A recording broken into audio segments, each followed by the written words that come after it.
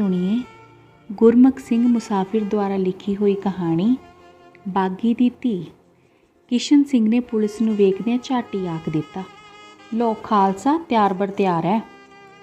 पर उसका चेहरा उसके दिल के तौखले ना लुका सकिया। जे देर हो गई तो रात तुहानूं थाणे की हवालात विच ही कट्टनी पवेगी।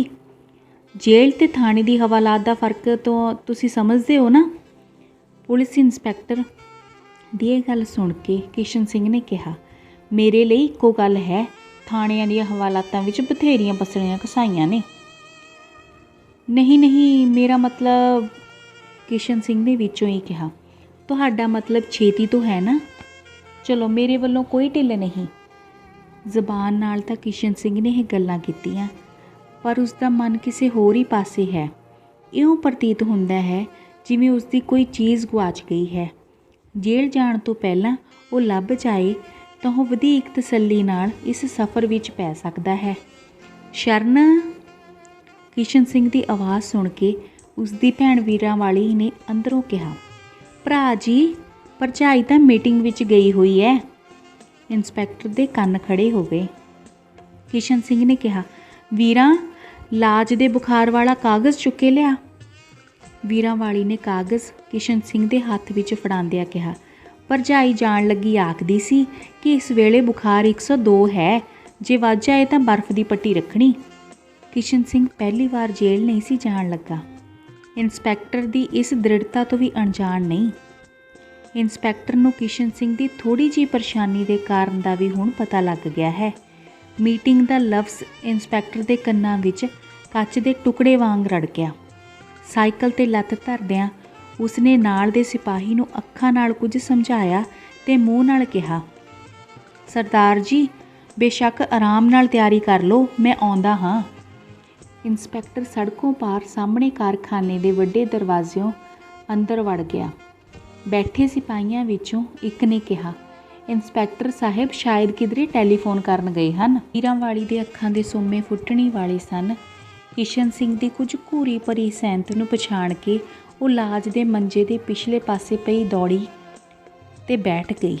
किशन सिंह ने अपनियां उंगलां नाल लाज दे केसां नूं सवारदिआं कहा, पुत्तर हुण ते तू ठीक है, अज बुखार घट है, कल खबरे टुटी जावे। जे तैनूं बुखार ना हुंदा तां मैं तैनूं अपने नाल जेल लै जाना सी। साथी ते सारे चले गए हन। लाडली लाज ने मध्यम जी आवाज़ विच कहा, पिता जी मैं ते फिर माड़ी कुड़ी होई जिसने तुहाडे चंगे काम विच रोक पाई है। नहीं मेरी लाज बेटी, तेरा की कसूर है, बुखार कोई तेरे वस दी गल तां नहीं। तैनूं इस तरह छड्ड के जाण दा मेरा पहला ही हट नहीं सी पिया। जिस दिन बंबई साडे आगू फड़े गए सन उस दिन मैं उन्हां नूं वधाई देण वाले मते ते 5 मिनट ही बोलिया सा।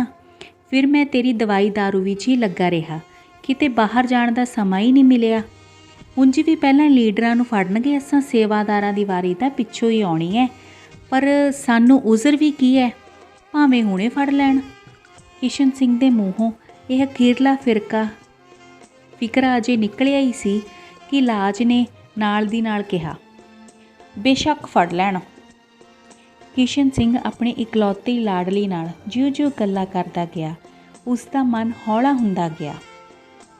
हुण वो बेसबरी नाल अपने घर वाली शरण कौर नूं उड़ीक रहा है।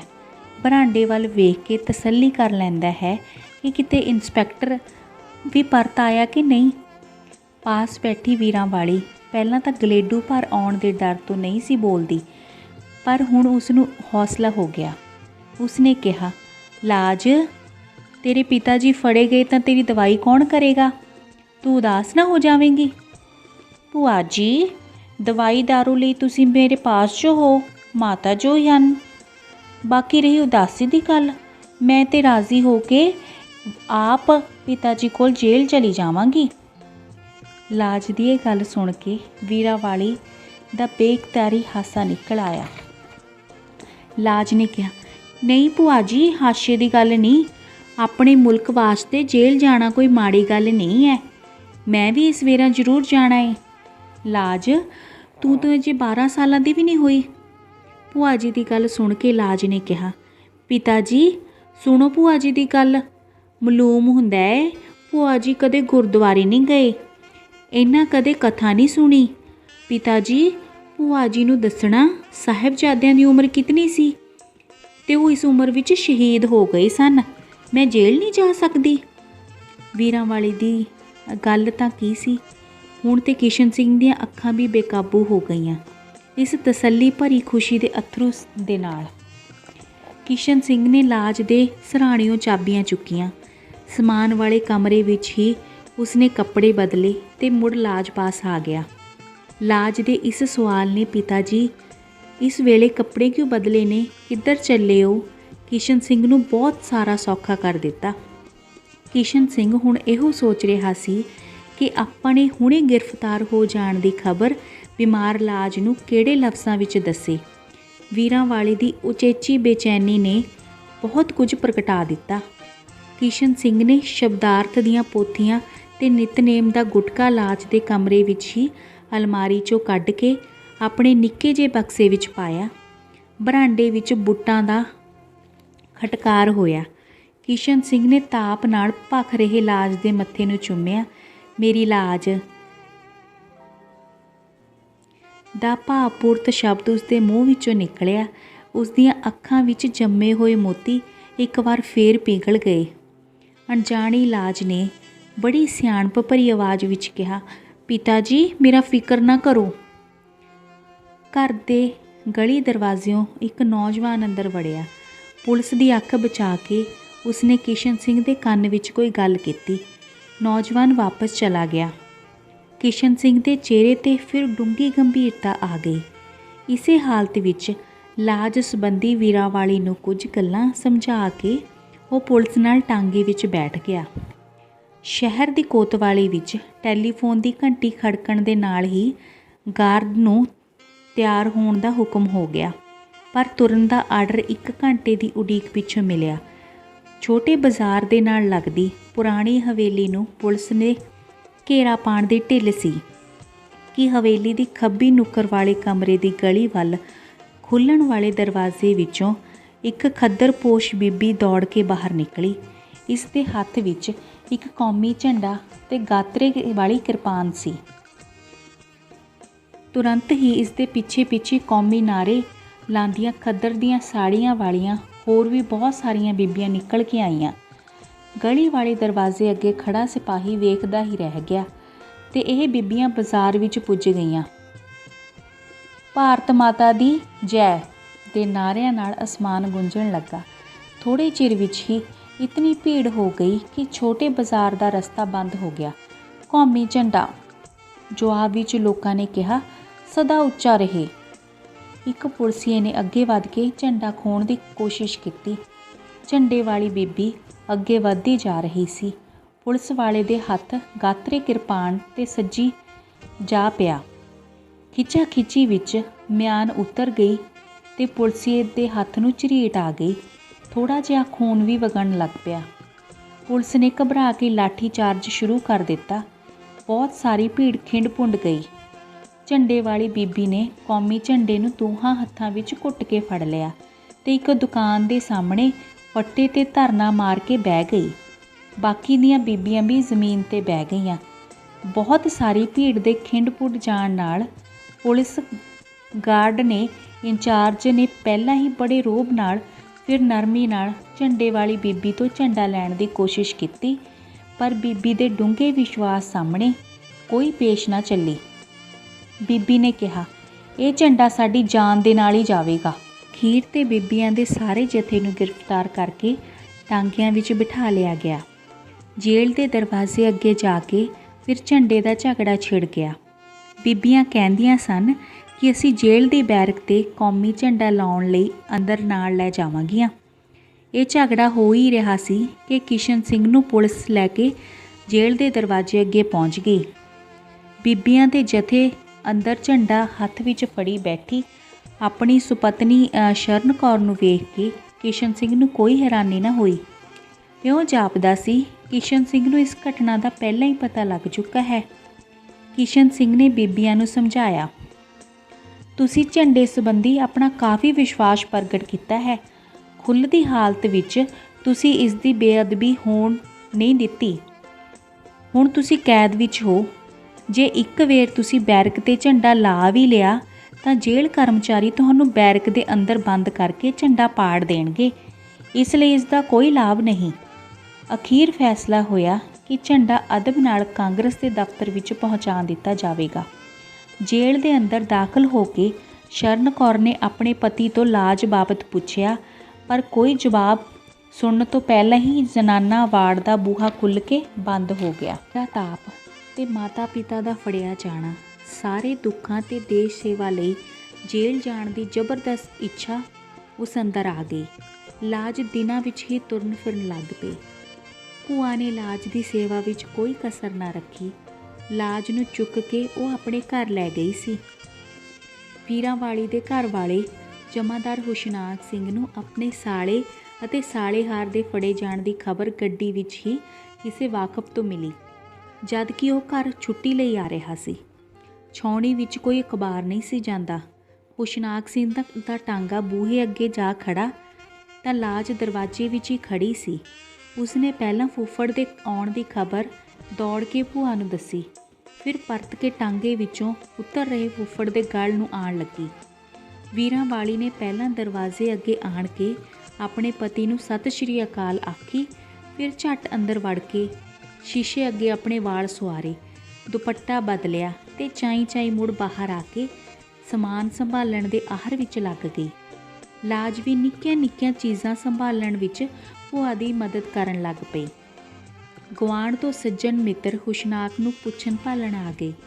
ਵੀਰਾਂ ਵਾਲੀ ਨੇ ਚੁੱਲ੍ਹੇ 'ਤੇ ਚਾਹ ਰੱਖ ਦਿੱਤੀ। ਗੁਆਂਢੀਆਂ ਦੇ ਚਲੇ ਜਾਣਪੁਰ ਚਾਹ ਪਿਲਾਉਣ ਲੱਗਿਆਂ ਹੀ ਵੀਰਾਂ ਵਾਲੀ ਨੂੰ ਵੀ ਆਪਣੇ ਪਤੀ ਪਾਸੋਂ ਸੁੱਖ ਸਾਂਦ ਪੁੱਛਣ ਦਾ ਮੌਕਾ ਮਿਲਿਆ। ਉਸਨੇ ਚਾਹ ਵਿੱਚ ਮਿੱਠਾ ਹਿਲਾਉਂਦਿਆਂ ਪੁੱਛਿਆ, ਜੀ ਵੱਲ ਰਾਜ਼ੀ ਬਾਜ਼ੀ ਹੋਰ? ਅੱਗੇ ਤਾਂ ਵੱਲ ਹੀ ਰਹੇ ਹਾਂ, ਪਰ ਮਾਲੂਮ ਹੁੰਦਾ ਹੈ ਤੂੰ ਵੱਲ ਰਹਿਣ ਨਹੀਂ ਦੇਣਾ। ਵੀਰਾਂ ਵਾਲੀ ਦੇ ਕੰਨਾਂ ਨੂੰ ਐਸੇ ਉੱਤਰ ਦੀ ਆਸ ਸੀ। ਉਹ ਆਪਣੇ ਪਤੀ ਦੇ ਚਿਹਰੇ ਤੋਂ ਉਸ ਦਿਨ ਦੇ ਉਸਦੇ ਮਨ ਦੀ ਅਵਸਥਾ ਪੜ੍ਹ ਚੁੱਕੀ ਸੀ, ਪਰ ਨਾਰਾਜ਼ਗੀ ਦੇ ਕਾਰਨ ਦੀ ਪੂਰੀ ਸਮਝ ਉਸਨੂੰ ਅਜੇ ਵੀ ਨਾ ਆਈ।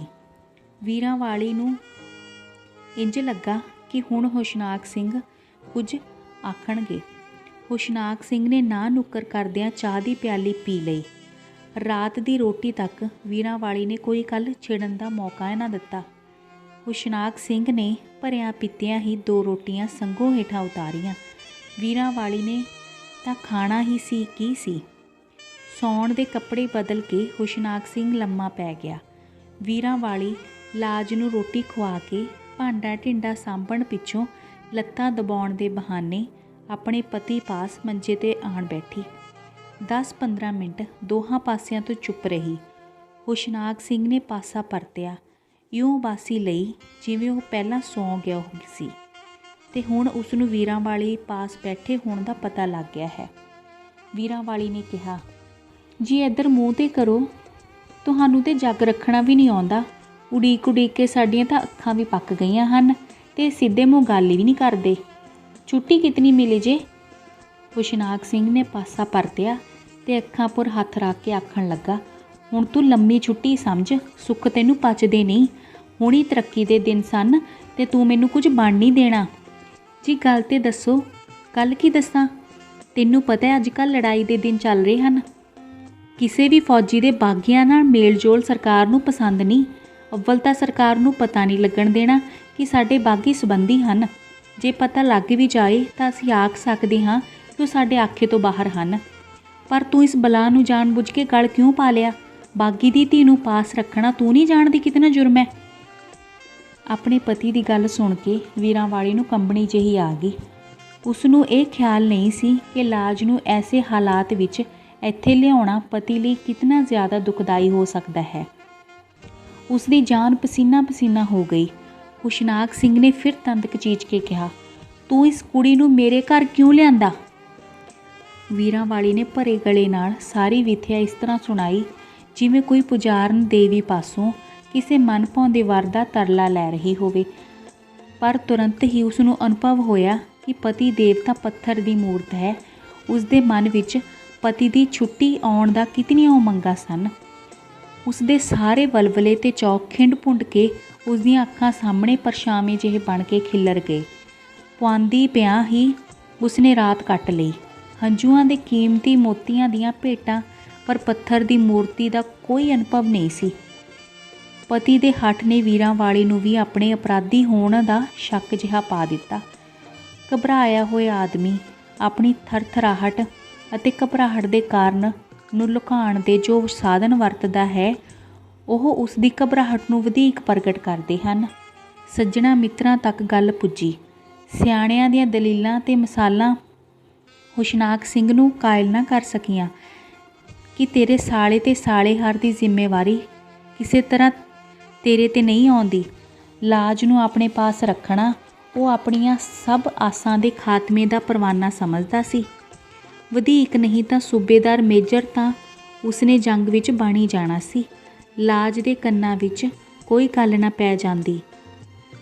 ਛੁੱਟੀ ਪੂਰੀ ਹੋ ਗਈ। ਹੁਸ਼ਨਾਕ ਸਿੰਘ ਨੇ ਟਾਂਗਾ ਬੂਹੇ ਅੱਗੇ ਖੜਾ ਕੀਤਾ। ਵੀਰਾਂ ਨੂੰ ਜਦੋਂ ਬਾਹੋਂ ਫੜ ਕੇ ਉਸ ਦੇ ਵਿੱਚ ਬਿਠਾਇਆ ਤੇ ਮਕਾਨ ਦੀਆਂ ਚਾਬੀਆਂ ਜੇਬ ਵਿੱਚ ਪਾ ਲਈਆਂ। ਬੂਹੇ ਅੱਗੇ ਕੁੜੀਆਂ ਨਾਲ ਖੇਡਦੀ ਲਾਜ ਟਾਂਗੇ ਵਿੱਚ ਬੈਠੀ ਬੇਬਸ ਭੂਆ ਅਤੇ ਉਸਦੇ ਹੰਝੂਆਂ ਨੂੰ ਵੇਖਦੀ ਰਹੀ। ਟਾਂਗਾ ਓਲੇ ਹੋ ਗਿਆ। ਭਰਾ ਜੀ, ਲਾਜ ਦਾ ਕੀ ਬਣਿਆ? ਵੀਰਾਂ, ਅਸੀਂ ਤੇ ਤੇਰੇ ਪਾਸ ਅਮਾਨਤ ਛੱਡ ਆਏ ਸਾਂ।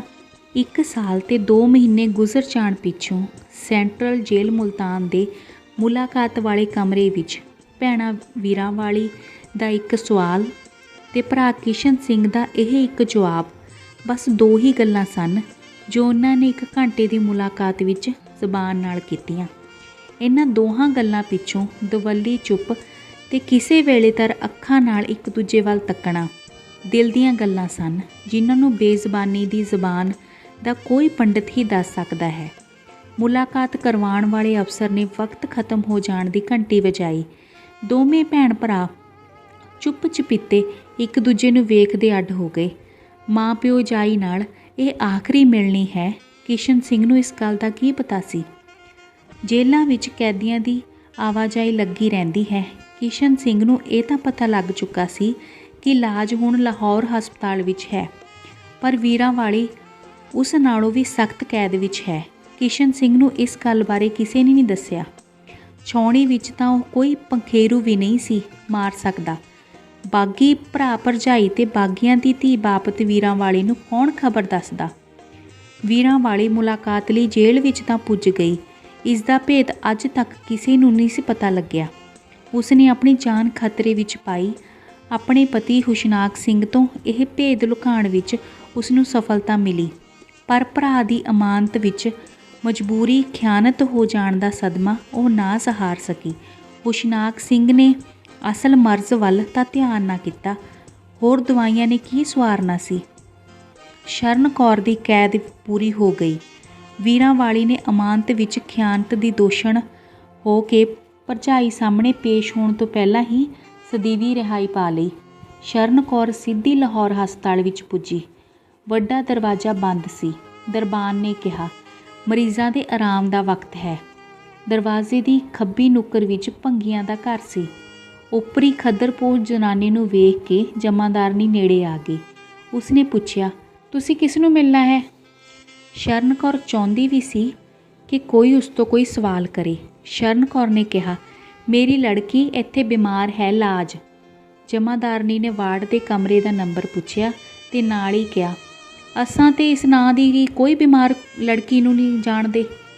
ਮੈਂ ਤੇ ਰੋਜ਼ ਹਰ ਇੱਕ ਵਾਰਡ ਦੀ ਸਫਾਈ ਲਈ ਜਾਂਦੀ ਹਾਂ। ਸ਼ਰਨ ਨੇ ਕਿਹਾ, ਮੈਨੂੰ ਤੇ ਵਾਰਡ ਦਾ ਪਤਾ ਨਹੀਂ, ਨਾ ਹੀ ਕਮਰੇ ਦਾ ਨੰਬਰ ਪਤਾ ਹੈ। ਸੁਣਿਆ ਹੈ ਮੇਰੀ ਲਾਜ ਇਸ ਹਸਪਤਾਲ ਵਿੱਚ ਹੈ। ਸੁਣਿਆ ਹੈ? ਜਮਾਦਾਰਨੀ ਨੇ ਹੈਰਾਨ ਹੋ ਕੇ ਪੁੱਛਿਆ, ਤੁਸਾਂ ਆਪ ਉਸ ਨੂੰ ਇੱਥੇ ਦਾਖਲ ਨਹੀਂ ਕਰਵਾਇਆ? ਨਹੀਂ, ਅਸੀਂ ਜੇਲ੍ਹ ਵਿੱਚ ਸਾਂ, ਪਿੱਛੋਂ ਬਿਮਾਰ ਹੋ ਗਈ। ਉਹ ਬਾਗੀ ਦੀ ਧੀ ਹੋਵੇਗੀ। ਜੇਲ੍ਹ ਦਾ ਨਾਂ ਸੁਣ ਕੇ ਜਮਾਦਾਰਨੀ ਨੇ ਕਿਹਾ, ਇੱਥੇ ਉਸਦੇ ਲਾਜ ਨਾਂ ਨੂੰ ਕੋਈ ਨਹੀਂ ਜਾਣਦਾ। ਪਤਲੀ ਗੋਰੀ ਜਿਹੀ 12-13 ਸਾਲ ਦੀ ਕੁੜੀ ਹੈ। ਬੜੀਆਂ ਮਿੱਠੀਆਂ ਗੱਲਾਂ ਕਰਦੀ ਹੈ। ਉਸ ਦੀਆਂ ਗੱਲਾਂ ਸੁਣ ਕੇ ਕਦੇ ਹਾਸਾ ਆ ਜਾਂਦਾ ਹੈ, ਕਦੇ ਰੋਣਾ। ਉਹ ਆਪਣੀ ਭੂਆ ਪਾਸ ਸੀ? ਸ਼ਰਨ ਕੌਰ ਨੇ ਹਾਂ ਵਿੱਚ ਸਿਰ ਹਿਲਾਇਆ। ਬਸ ਉਹ ਹੈ। ਜਦੋਂ ਪਹਿਲਾਂ ਇੱਥੇ ਆਈ ਸੀ ਤਾਂ ਉਸਨੇ ਕਿਸੇ ਕੁੜੀ ਤੋਂ ਪੁੱਛਿਆ, ਬਾਗੀ ਕਿਸ ਨੂੰ ਕਹਿੰਦੇ ਹਨ? ਫਿਰ ਆਪ ਹੀ ਦੱਸਿਆ ਕਿ ਮੇਰੇ ਫੁੱਫੜ ਮੇਰੀ ਭੂਆ ਨੂੰ ਆਖਦਾ ਸੀ, ਤੂੰ ਬਾਗੀਆਂ ਦੀ ਧੀ ਨੂੰ ਇੱਥੇ ਕਿਉਂ ਲਿਆਂਦਾ? ਉਸੇ ਦਿਨ ਤੋਂ ਉਸ ਦਾ ਨਾਂ ਬਾਗੀ ਦੀ ਧੀ ਪੈ ਗਿਆ। ਜਦ ਵੀ ਡਾਕਟਰ ਆਉਂਦਾ ਹੈ ਉਹ ਆਖਦੀ ਹੈ, ਮੈਨੂੰ ਮੇਰੇ ਪਿਤਾ ਜੀ ਪਾਸ ਜੇਲ੍ਹ ਲੈ ਚੱਲੋ। ਡਾਕਟਰ ਹੱਸ ਛੱਡਦਾ ਹੈ। ਜਮਾਦਾਰਨੀ ਦੀ ਗੱਲ ਨੂੰ ਸ਼ਰਨ ਕੌਰ ਬੁੱਤ ਬਣੀ ਖੜੋਤੀ ਸੁਣ ਰਹੀ ਸੀ। ਜਮਾਦਾਰਨੀ ਨੇ ਕਿਹਾ, ਸਰਦਾਰ ਜੀ ਨਹੀਂ ਆਏ? ਉਹਨਾਂ ਦੀ ਕੈਦ ਅਜੇ ਅੱਧੀ ਵੀ ਨਹੀਂ ਗੁਜ਼ਰੀ। ਉਹਨਾਂ ਨੂੰ 3 ਸਾਲ ਦੀ ਕੈਦ ਮਿਲੀ ਹੈ। ਸ਼ਰਨ ਕੌਰ ਦੀ ਗੱਲ ਸੁਣ ਕੇ ਜਮਾਦਾਰਨੀ ਨੇ ਠੰਡਾ ਹੌਕਾ ਭਰਿਆ ਤੇ ਕਿਹਾ, ਕੁੜੀ ਬੜੀ ਸਿਆਣੀ ਹੈ। ਦੱਸਦੀ ਹੈ ਕਿ ਮੇਰਾ ਫੁੱਫੜ ਭੂਆ ਨੂੰ ਲੈ ਕੇ ਚਲਾ ਗਿਆ। ਮੈਂ ਬਾਹਰ ਬੂਹੇ ਅੱਗੇ ਬੈਠੀ ਰਹੀ ਤੇ ਸਰਦਲ 'ਤੇ ਹੀ ਸੌਂ ਗਈ। ਸਰਦੀ ਨਾਲ ਮੈਨੂੰ ਤਾਪ ਚੜ੍ਹ ਗਿਆ। ਫਿਰ ਮੇਰੇ ਪਿਤਾ ਜੀ ਦਾ ਇੱਕ ਦੋਸਤ ਮੈਨੂੰ ਆਪਣੇ ਘਰ ਲੈ ਗਿਆ। ਜਦ ਮੈਂ ਬਹੁਤ ਬਿਮਾਰ ਹੋ ਗਈ ਉਹ ਇੱਥੇ ਛੱਡ ਗਏ। ਮੈਂ ਬਥੇਰਾ ਕਿਹਾ ਕਿ ਮੈਨੂੰ ਜੇਲ੍ਹ ਲੈ ਚੱਲੋ, ਪਰ ਉਹ ਨਹੀਂ ਲੈ ਕੇ ਗਏ। ਇਤਨੀ ਗੱਲ ਦੱਸਣ ਪਿੱਛੋਂ ਜਮਾਦਾਰਨੀ ਨੇ ਕਿਹਾ, ਹੁਣ ਤੇ ਜੀ ਉਹ ਤੁਹਾਨੂੰ ਉਡੀਕਦੀ ਹੈ। ਜਮਾਦਾਰਨੀ ਦੇ ਆਖਰੀ ਫਿਕਰੇ ਦਾ ਭਾਵ ਸ਼ਰਨ ਕੌਰ ਸਮਝ ਗਈ ਸੀ। ਲਾਜ ਦੇ ਕਮਰੇ ਵਿੱਚ ਪੁੱਜਣ ਤੱਕ ਉਸਦੇ ਸਾਰੇ ਅੱਥਰੂ ਵਗ ਚੁੱਕੇ ਸਨ। ਆਪਣੀ ਮਾਤਾ ਨੂੰ ਵੇਖ ਕੇ ਲਾਜ ਦੀਆਂ ਅੱਖਾਂ ਅੱਡੀਆਂ ਰਹਿ ਗਈਆਂ। ਸਵੇਰ ਦੇ ਦੀਵੇ ਦੀ ਇਹ ਆਖਰੀ ਝਲਕ ਸੀ। ਧੰਨਵਾਦ।